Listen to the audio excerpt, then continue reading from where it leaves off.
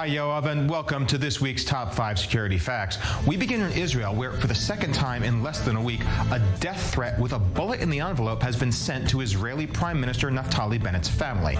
The letter was supposedly sent by somebody known to the family, according to a report from local Channel 12, although it's unknown if it was sent by the same person who mailed the first letter or a copycat. Police and the Shin Bet Internal Security Service opened an investigation following the sending of a letter to Bennett's wife, Gilat, in which there was reportedly also threats against Bennett's son, Yoni.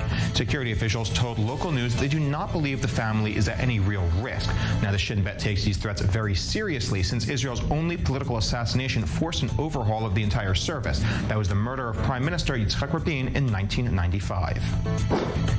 And on to the war in Ukraine, where Russia's President Vladimir Putin warned that any countries attempting to interfere in Ukraine will face a, quote, lightning-fast response from Russia, adding that all decisions on how Moscow would react had already been taken.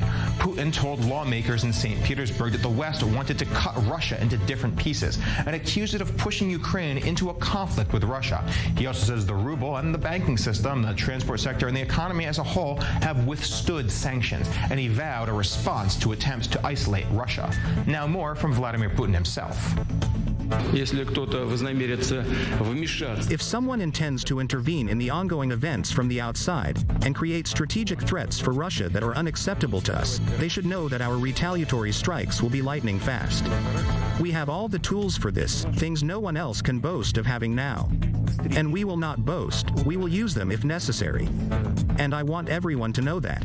We have made all the decisions on this matter. Meanwhile, Russia's foreign ministry has announced it released a former American Marine as part of a prisoner swap. Trevor Reed has been held in a Russian jail. He was given a 9-year sentence in 2019. In exchange, the United States released Konstantin Yaroshenko, who is serving a 20-year sentence in the U.S. The swap repeatedly taking place earlier in the week. And IDF forces fired warning shots towards suspects encroaching on the Israeli military's operational activities in an Israeli enclave in the southern Golan Heights near the Syrian border on Tuesday. In the area of Quneitra, shots were fired and the suspects were seen approaching the Israeli forces. They escaped the area after the warning shots, and no one was injured in the incident. Later on Tuesday, the IDF announced that an Israeli drone fell in Syrian territory. There is no fear of any sensitive information leaking, and the incident is being investigated. And let's end on a bang, where declassified documents reveal a top-secret U.S. military plan to nuke the moon. The now obsolete Advanced Aerospace Threat Identification Program under the Department of Defense considered blasting the moon to create massive tunnels and mine valuable materials from it.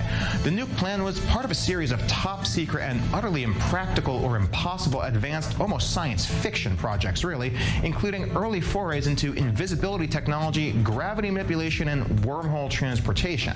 While nuking the moon is no longer on the U.S. government's agenda, at least not that we know of, NASA is planning more conventional mining operations up there. That's it for this week, but stay tuned for the top security news from all around the world.